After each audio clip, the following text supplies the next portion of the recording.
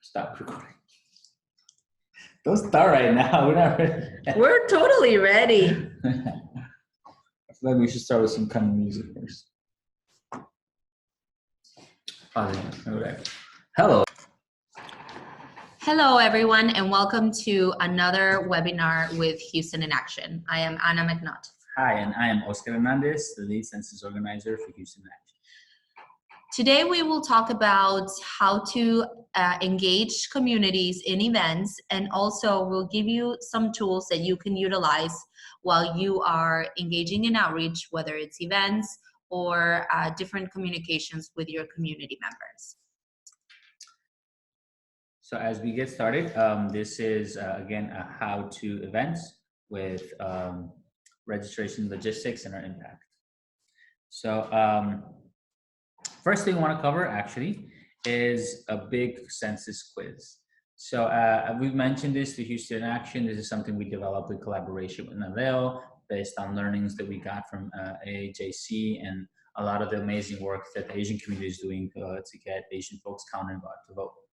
This is a simple quiz that we're not going to go over completely right now, but it basically has about 4 sample questions that are in the quiz, and then here are your answers. So the way it's presented here is so y'all can use it whenever you train people to, with this information if they need to know what the process for the quiz, what that looks like. This is also a very good exercise, and it's very, very interactive. So as you go out and talk to the community, there's many ways to figure out whether or not people are listening or paying attention. One of them is seeing if folks understand the process, understand what the census is, and as they respond to whoever's presenting, you'll be able to see that folks are engaged. So you can literally have something which is as simple as these 4 questions as an intro to the census quiz. We have a longer format that has over 11 questions where you can download and use these either paper form so people have something to take home with them or present with them in the space like we did here.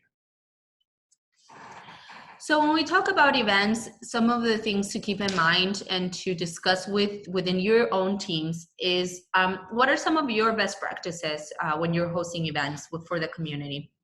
Is there something that you do that other organizations may be benefiting from? So this is talking about how we as a whole coordinate with other organizations, or how you will join other organizations in the work that they're doing. And then, of course, how do you gauge if people are retaining the information? So this is to say that there are different best practices that different organizations use. What we recommend is that whenever you are hosting an event for census outreach, you keep it simple, you keep it engaging, you keep people asking questions or have a game or have a sense of how they are gathering the information that you're providing to them. A couple of other things to keep in mind is always definitely having a registration form and then discussing how you will be able to follow up with them so that you can provide more information or you can invite them to become volunteers. Yes, and we also want to make sure that we prepare as soon as possible. So that way you have enough time to run through logistics. A big part in organizing is developing new leaders and people so they're implementing the work. So you definitely need enough time to follow up with new volunteers and members who can support you with all the work that you're doing. So all events, in my mind, are a way or a process for leadership development. So that way new people learning new skills and within the organization and supporting you to do the work will build relationships with people that can last a very, very long time. Different ways of outreaching into the community. This is based on your strategy and how you're talking to people. In some communities, it's more important for something to be as official as having a website, something where they see you on the media. Other folks tend to look more into social media. Flyers sometimes work, but they're not usually the best example, but thinking about in what community does it work in. So if it makes more sense to your community to flyer, then you might want to assess whether that's something you want to do. Keeping all these questions in mind as you create a calendar, This calendar should help you not only know when the date of the event is coming, but everything you have to do to prepare for it. Whether it be, do you have to send an outreach anywhere from 2 to 4 weeks in advance into the community? Are you going to ask the folks who are going to support you? When do you have to train them? All that. So thinking about the logistical work that it comes to make this event happen. And most importantly, as you reach out to the community, make sure that you reach to something that makes sense to the community. So that way, when you plan your strategy, it's something that makes sense for them. So by that I mean that sometimes we might want to say, well, we have all these different events or staff meetings or all these other things happening on our calendar. We can't do that till this day. But if the community has something big happening prior or after that, you might want to focus on where the community is going to be and when they're going to do, when they're going to have events where they get together, so you can and something that makes sense and is accessible to them, because that's how you make events that are aligned with the community, where they feel some kind of ownership or participation. So what you have in front of you is a sample of the event layout. Of course, we know that you will have different kinds of events in your community, and that you know your location or the location that you will be hosting the best. So when thinking about event layout, some of the most important components are definitely thinking about where the enter and the exit are from where your community will be entering, and also how you station the registration table. This is the most important stop for the community before the event, because this is where you will have the opportunity not only to greet them and feel them welcome, but also to gather information that you will then use for your impact, and then also to follow up with them. So always think to have your registration table in a very central space where people will have to go through. And also differentiating the registration table from the information table. The information table should help you to provide other resources that are not necessarily related to what you're asking in the registration. So whether it's flyers or other material, or invite them to another event that is coming up, this will help you to gather that, or rather to provide that information as well. Creating a layout that supports your event is critical, because you will know how you want to engage with the community. The layout that you have in front of you is what we usually call classroom style, but this may not necessarily work for the kind of event that you're doing. Sometimes it's better to utilize roundtables, to have community talk to each other, and sometimes you just want to think about, if there's a lot of small children participating, how your layout changes. Of course, this is a suggestion to help you think through who your audience is, and then definitely including volunteers. This can help when you do a volunteer orientation for the event, to let them know where they need to be stationed and what is expected of them. Yes, and the layout is also important, as Anna mentioned, that leadership development. So let's say you have volunteers and new people who are going to support you with the work. This layout could be the easiest way for them to see where they need to be, what the gaps may be for the help, where the materials are going to be. So this can save you a lot of work in terms of thinking what has to come next and what has to happen through the event. This is also something that you could really put out in the hallways, so as the community is coming in, they know what building or what room you're in and what they need to do as they walk inside.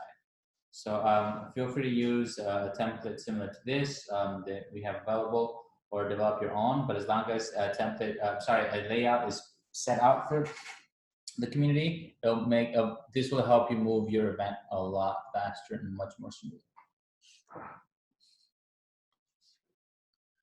So when thinking about the information that will be needed to follow up with folks, and also to think about the community impact, we are asking you to collect name, phone number, and or email address, and a full address including a zip code. So when you're asking the community, you want to ensure that that they tell you what is the best way to contact them, and ensuring that the address includes, again, the zip code. Yeah, and the idea here is also that this is what constitutes a complete profile. So it's name, phone number, email, and address. So this way, the data can be as clean as possible when you're trying to reach out to people. With that being said, we also want to acknowledge that sometimes it's difficult, right, to talk to everybody and for everyone to feel comfortable enough to give you the data, especially as we're serving the undercounted community. So we do have a group of a large community that might be worry about president getting their information and how they talk to them. But at the same time, it's the same unfortunate fear that people do not want to act. But sometimes fear is what pushes people to act, where they might give a little too much information, which is something I've noticed specifically in undocumented. So all that to say is that when you make the ask, you want to make sure that people are comfortable and that we make an ask for something that's going to be useful for everybody. So if you are at an event and you meet somebody and you want them to come support you, your organization, instead of asking for like their phone number and email address, you might even have to ask like, what is the best way to contact you? This way, this way you're not sending emails to somebody who only looks to their texts. You're not making phone calls to somebody who only wants to receive emails. But that we have it based on what they recommend for us to talk to them. And then after that, including their address is important, but if you cannot get their address, stating their zip code is also crucial. So that way, when we want to map out where the community is, we could do it based on the zip codes, even if we don't have the address. So when we talk about census outreach formula, what we mean is what are the different components that need to be present there to know that you've done a complete census outreach with the communities that you're engaging with. So a couple of the components are the event preparation. So how you're preparing for the event, what are the details for how you're engaging with volunteers, the layout, how you're sending out or sharing this information with participants. Then ensuring that you have a full profile of the data that is to be collected, as well as gauging your community participation. So keeping community participating in the event, finding innovative ways that you share this information so that they can share back what they've learned. And then community commitment. So what that means is, again, in addition to the participation, is understanding that they know key dates or key information about what you're sharing with them, and then them also repeating back and engaging with you in terms of how they will then participate. All of these different components to us mean census outreach. Yeah, and a really good practice to understand is like how do we make sure that the community is participating? And there's many ways that we can do that, but often enough you might do a presentation to a large group of people, and folks, as soon as you open a Q&A, will ask you the questions that you literally just answered. And so, and in many cases, the vast majority of the people might come in, get the information they need, or participate in the presentation or the event, and then walk out without actually being able to retain any knowledge.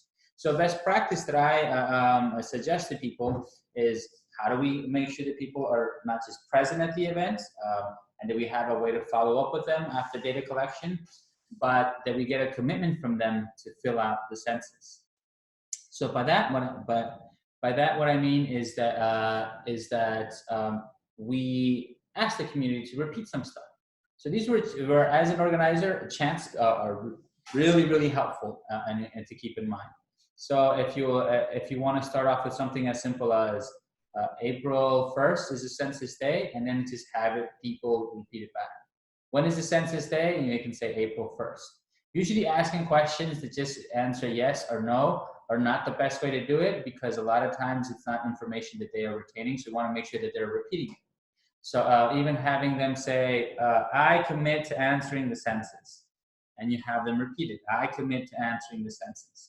And you could do that a number of times. Usually 3 or 4 times throughout the presentation would be good, or even doing it consecutively in one set of the presentation can really help you develop that repeat back.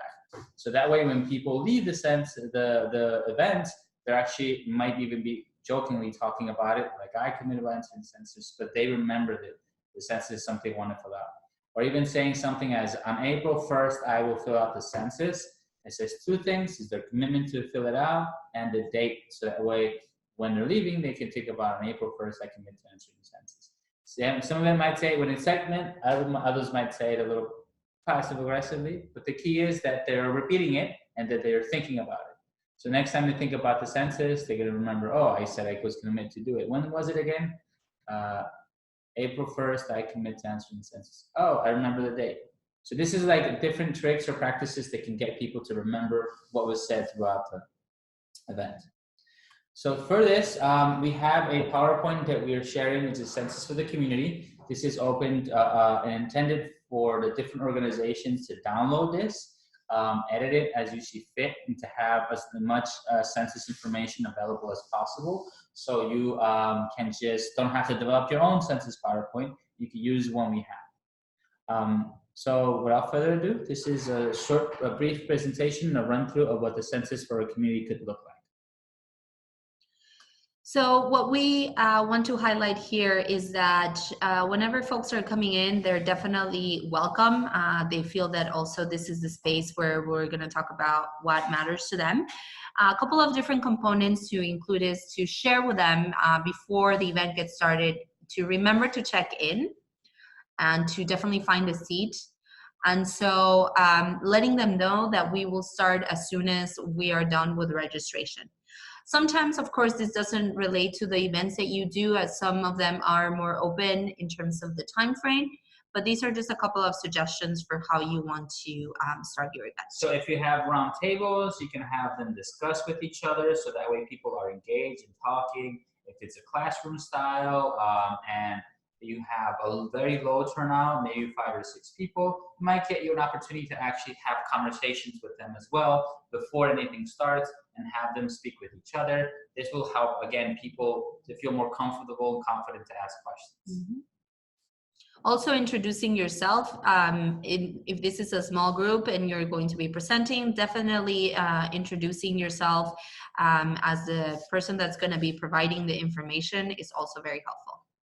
Yeah, and then after you introduce yourself, and especially if it's a large crowd, you might want to figure out if it's worth, if you have the capacity to get everyone to introduce themselves. Mm-hmm. But one thing you do want to do is make sure that people are familiar with the space. So pointing out where the bathrooms are, asking people that when they participate in the space to keep it in mind, to be able to ask questions. This is a great organizing practice of building norms within the community. Of course, this all depends about the size of the people who are showing up and the intention behind it. So that way people can take in what we hope them to receive, but they can also have time for questions and to be able to ask. So develop what the welcome space you want to look like and what you want to highlight to the community feels comfortable when they're there. So after that, we want to go over the agenda. For this agenda on this PowerPoint, we have a welcome, which we already did, our story, which we'll talk about in a moment. Then the community exercise. This is a great, again, another best practice. So you don't just jump into information or data. You give the community an exercise so they can participate and they feel valued and interest in participating in what's happening based on their commitment to engaging with each other as much as engaging with the presenter. Then we can go into why the census, what the census is, why the census matters, and then again, our ask and commitment. So we want to make sure that people know full-heartedly in the beginning that we're going to ask them to commit to us or to filling out the census. And then giving them an opportunity to get involved with you in your organization. So the first thing we have here is community agreements. This is again something that we do throughout our organizing efforts. Community agreements is how we want to behave within the space. This is ideal for small spaces, for people who are coming into the community, who are coming into these meetings probably for the first time, especially if you have a completely full house. It might be really hard to make community agreements. They will allow you enough time to do the rest of the presentation. But if you have a small group, this is a best practice. So in case somebody says something in the space that should be confidential, this is a way to address it. We want to make sure that everybody gives consensus that this would be a confidential area. So if you hear something in this space, please do not bring it out, and make sure that you get verbal agreements from people. So that way people can trust each other more in this space. If it's more of a question of, please ask one question at a time so we have enough time to respond. And in many cases, it's also that if you get lost or don't understand something, please let us know. I mean, that could be part of an agreement just to make sure that the community is listening and responding to what you're saying. Another key for this one too is in case there's an issue where someone says something someone else didn't like, this is a good place to bring it up in the agreements. Be respectful, what you feel makes sense for this space and how it would run. So in the organizing, we have the story of self. We won't go through what the training looks like here, but please check the Houston in Action story of self training. This is a good opportunity to share the story of the person who is presenting and or the organization itself. So you can give a brief history of what the organization and why the census matters to the organization as much as it does to the person who's presenting. And we want to give a slide for your photos and other stuff that you would like to share. Again, another way for the exercise is to check out the quiz. Do you want to do a quiz? Do you want to do a check-in question? Is it an intro? What kind of community exercise do you want to do so people can have like an icebreaker portion of the presentation? So now that you've introduced yourself, again, you could use this as a sample. If you want to figure out, download the quiz so you don't have to write it up yourself, you can use the Bitly. If you want to have a check-in question, you could say something like, what do you love about your community? Or something that engages people into the conversation, or even giving them an intro, like name and where they grew up. Again, some of these practices make more sense for smaller groups than they do for larger audiences, so that way you can have a different gauge to get people to get involved. Now we get to jump into what is the census. But one thing I do want to highlight is that the reason we went over this long process before we got into the census is because we want people to settle in, to give time to people who are arriving late. We want to be able to be open to people before we jump into all the information around the census. So when we were doing this presentation, the first thing that we want to keep in mind when you're presenting to the community is to highlight that you are not the Census Bureau. As you will hear later on, this is also going to be very important because we're not going to have all the questions answered for the community, and that's also not necessarily our role. Our role is to share about how they can get involved, how they can participate, what we're expecting of them. But the Census Bureau has a very critical part of this, and obviously that's to inform us fully of details about the application form, timelines, and definitely more of the technical details that we're not aware. Our role is to inform, empower, and build community. Yes, and if you remember our best practices for the census protection, this is part of our do's and don'ts. Make sure to state that you are not the Census Bureau, and if you have the Bureau there, how they can participate, so that way the community does not confuse you with the Bureau, and that the information you will be sharing is knowledge, information that they can share themselves. So we go into what is the census. This is a short video that is available through the Census Bureau's website, and what this basically shows you is it's a very colorful and practical video to share with your community to get a sense of what is the census, why does the census matter, and why is it used to fund different programs that impact the community. So this is a good way to start your presentation. But also if you have screens, I know a lot of different organizations have screens while people wait for other resources. This might be a good video to show in your screens. Yeah, because people have different ways of taking in information. Some might be verbal, some might be playful, and other people would like to see a video. So again, it's about less than 2 minutes, I think. And from there is a quick recap on what is the census. Again, just a reminder that part of the Constitution, it's a mandate, so everyone has to fill it out. And then all this just comes from the census.gov website. So if you want to make edits in the language, you take it and make sure you're copying and pasting from the Census Bureau information itself. Then we go into why it matters. So first we talked about what the census is on a more technical term about counting all the citizens or people who live in the US, and then why they count the citizens and then how that affects the community. So the reasons why they do it is that the census data determines how many state representatives are appropriated and help guide the district lines. This is important for people who are are more invested politically, depending on the community. As you'll notice, this will also talk about the amount of funding and money that's distributed. Which is in here, it's in the 800 billions that would be distributed through the country, and talks about the different civil rights projects, the infrastructure. So all this funding will affect every single person in the country, and then this allows the opportunity to even bring up questions on why it matters. This is also a way to maybe gauge what are the values of the participants. Are people more interested in the political aspect to it, the financial aspects, or the personal aspects when it comes to both the civil rights, as well as the infrastructure of the community in which they live in? So this slide, and thank you so much for our wonderful partners at Nala Educational Fund. This slide basically provides this overview of how much is allocated for states in terms of census guided funds annually. So these amounts are in billions. So this definitely highlights the importance of responding to the census as it relates to all the funds that Texas gets in one given year for federal funds that come directly from census participation. So again, know your audience. If you know your audience, you know where do you want to focus more time on.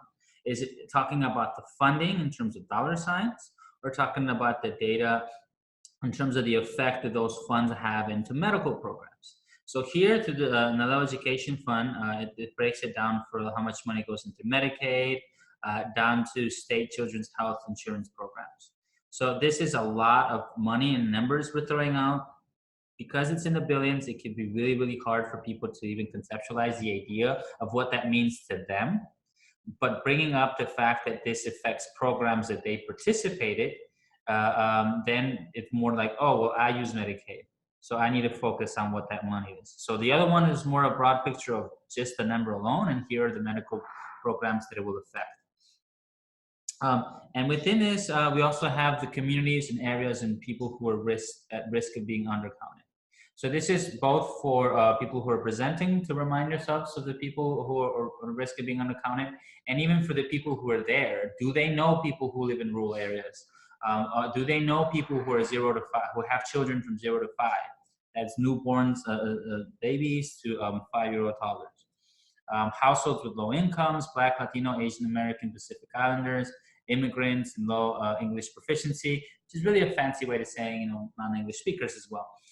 Renters, and the main point of going over the different communities who are at the risk of being undercounted is so the community who's participating can actually help reach out to these people as well. And the other thing to highlight is that this map is actually relevant. So if you, for instance, are working in one of these communities, this is to also show you that the darker red that the map is, the more highly or the more likely it is for folks to be undercounted in those neighborhoods. So if this map is also available to you all, but this is also to say that if you're working in specific communities where you see it very, very red, this is obviously something that you want to highlight, is that this neighborhood or this zip code is at risk for being undercounted. So this is a fact from the different sources are at the bottom. So we are relying on a lot of our national partners and organizations that are doing a lot of fact finding and research about what are the expected undercounted communities. So again, like Oscar mentioned, know your audience. If you are participating with a lot of very young children, families with very young children, specifically 0 to 5, in 2010, the census missed 2.2 million children. So think about that, share the message, ask your community to share the message with their neighbors, friends, family members that have small children. Very young children are very high risk from being undercounted. Sometimes when we think about who lives in our household, we don't necessarily think about those tiny babies or those children that live with us, but it's very important to keep that in mind because there's a lot at risk for a high undercount in children. And oddly enough, what I've heard of people, why people from 0 to 5 are not being counted is because parents tend to forget. And I think it's not that parents forget that they have children, as silly as that might seem. I think it's more to do that people don't know if they should or shouldn't be counted, right?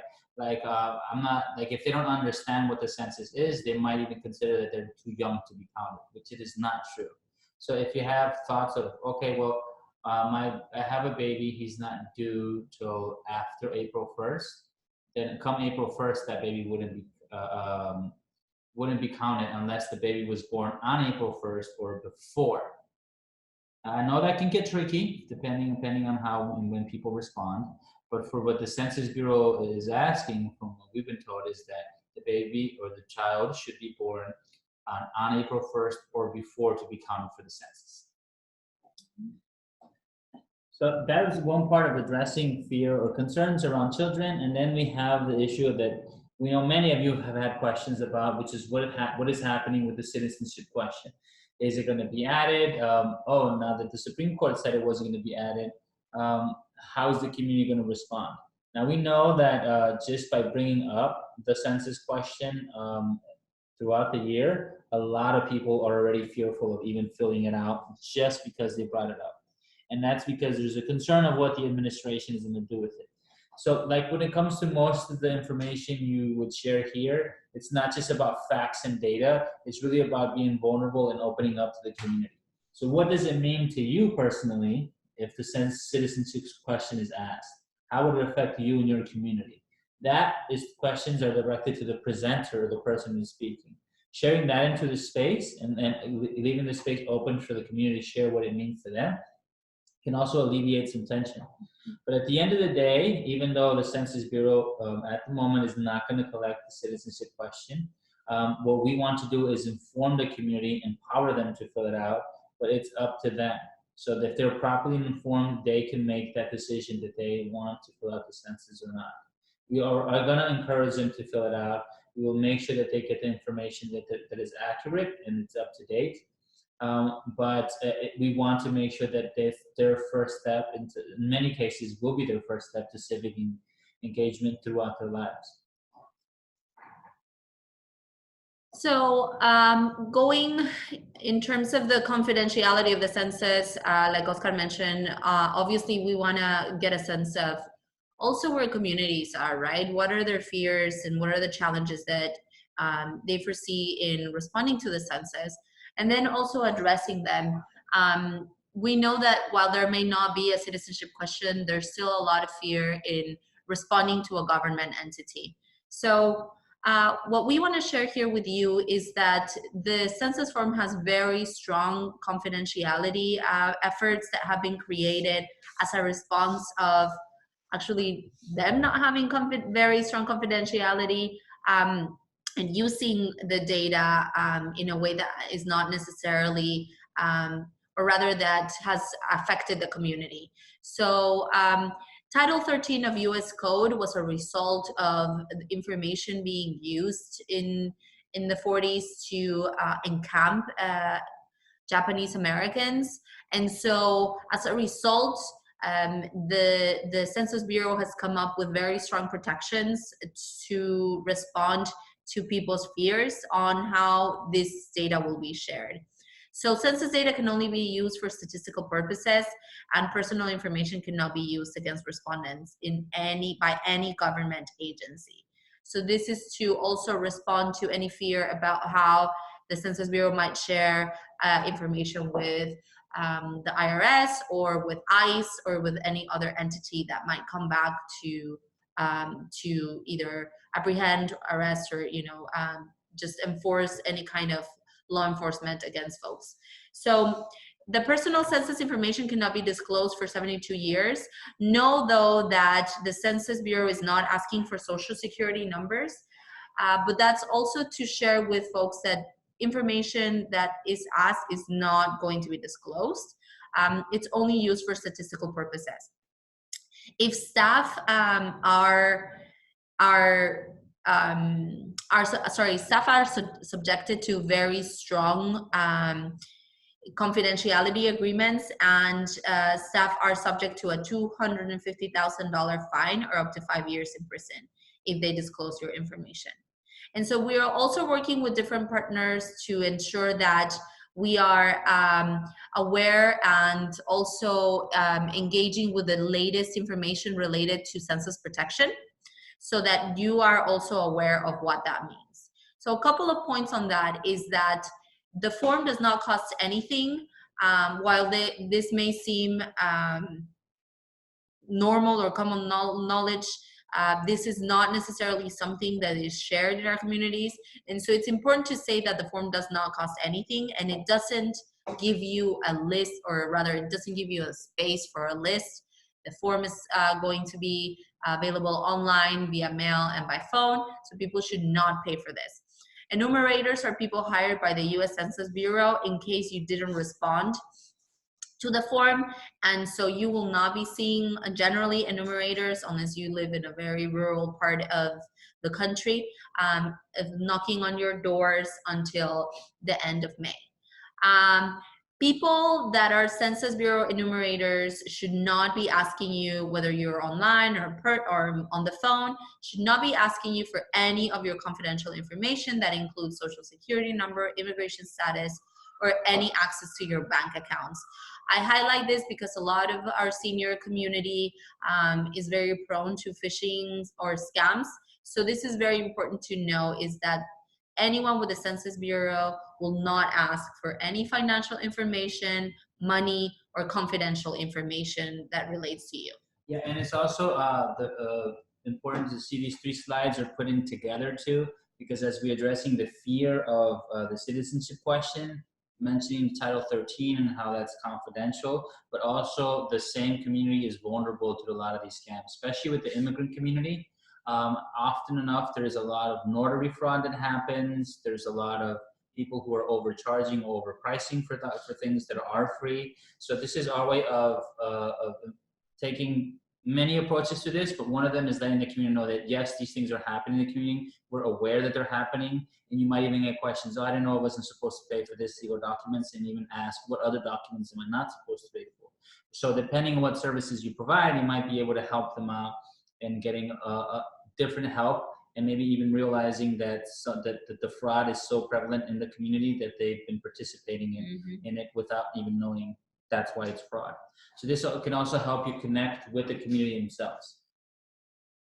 So the other part is that whenever enumerators do come to your house, they will identify themselves as an enumerator with the Census Bureau, and they will have an ID.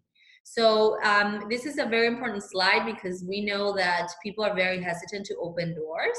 And so if someone comes to your door that does not have this kind of ID, you definitely, and they claim to be with the Census Bureau, you can definitely inform the different census protection hotlines that are available. So definitely Naleo Census Hotline at 877-352-3676. You can also call the Census Bureau at 800-923-8282. And also something that you want to share with the community is that they will probably come to you and tell you, as you are trusted sources of information. So we encourage you to also put out a name and contact for you or your organizational staff that can gauge that information and gather the details of what happened. And as well for the numerators, adding on to that is that sometimes folks don't want, well, in many cases, you'll have people that do not want to speak to a numerator, someone coming to the door. So this is a good place to remind them. If you do not want a numerator come to your door, this is why you need to fill it out online. So this next slide gives you more details of what Naleo's Census Information Hotline is able to respond to. So the hotline is available Monday through Friday from 8:30 a.m. through 8:30 p.m. Eastern Time. So it covers all of the time zones of the United States. Bilingual staff and trusted messengers will be ready to answer questions that are related to the census. So they can talk about census events happening in your community, how to apply for census jobs, operations, any rapid response referral, So this is, for instance, anyone that may be asking for census information that is not with the Census Bureau, and definitely providing the methods by which people can respond and basic information about the questionnaire. So we highly recommend that you let your organization and community members know that this is available, and definitely have this number available in different methods in the community. So before we get into the Census 2020 timeline, what we do want to highlight, because we will be talking about specific dates, is that when the application is available, it will be available online. People will be getting something through the mail that gives them a code and a login to their account so they can fill out online. And then if they have any questions, they don't know how to fill it out, they can always call in the Census Bureau, and the hotline is a good way for them to get the information, make sure they're connected to the right people. Some folks will get a paper form, but the vast majority of people will not get a paper form in our county. The vast majority of people in our county will have to go through the online form, the phone call, or perhaps the numerator. So as we keep that in mind, starting January 2020, there's some areas of people that will start accounting. That includes Alaska. Again, that doesn't really affect what's going to happen here in Harris County, Texas. But starting March is when people can actually start self-responding to the census. So again, people, you go in online, you can fill it out, or you'll be able to, or you can send in a mail. All this varies, but we're most likely going to have people applying online starting March 1st. In rural areas, they might not get the cards as this early, depending on the strategy for the bureau. So they might have to call in. But come April 1st, that's National Census Day, so we're expecting a huge push from people in the media and everywhere to talk about April 1st census, National Census Day. We know that's April Fool's Day, but a census is no joke, ladies and gentlemen. Then going through May through June is when May through July, non-response follow-up for people who have not filled out the census yet. During this time, numerators will be going door-to-door knocking. For our community, to be completely frank, the Bureau might not have significant funding to send numerators to go to every single door. So if folks want to get counted, then they need to do it online or over the phone. However, if depending again on how your strategy is and how people are responding, if people say, I don't even want them to come to my door, then remind them, if you don't want numerators to go to your house, you need to fill it out before this time. Yeah, and this is also important to highlight because it will tell you what to share with the community as well. So for instance, when we know that March through April, you will get that form online, it's going to be very important for you to say, remember to watch out for that in your mailbox, especially for folks living in apartment complexes. We know that there's a lot of other commercial information that is shared. So you are also strategizing here to know what you're going to be sharing with people at what time, and also tying that back into your events and to the messaging that you create. And then in December 31st, the Census Bureau will deliver all of the count to the White House. So this slide talks about the form, and the census only needs one person from your household to get everyone counted, and they will ask about how many people live in the household, so it's one form per person in the household, and it's very basic and very simple to complete. Anyone above the age of 14 can complete for the household. So another thing to remember here is that yes, one person in that house can fill out the whole form. Also, for how it's filled out, what I found out recently is that person one would dictate what the household looks like. So by this I mean if you have a mixed race family, you have a Latino and an Asian together who identify through these ethnicities and races. If the person one fills it out as Latino, then the household will be counted as a Latino household. So this is to keep in mind on how it's being tracked and how the people feel, to make sure that people feel represented and what their households looks like. Also, that if you have a group of 5 or 6 people living in one house, and this is the nucleus, the family, sorry, but then you have an uncle who ends up staying over, who was supposed to be there a couple of days and has been there for 2 years, that person technically lives in that house and should be counted through the census. So for people who may not be technically homeless because they have a house by living with different relatives, need to be counted through that place.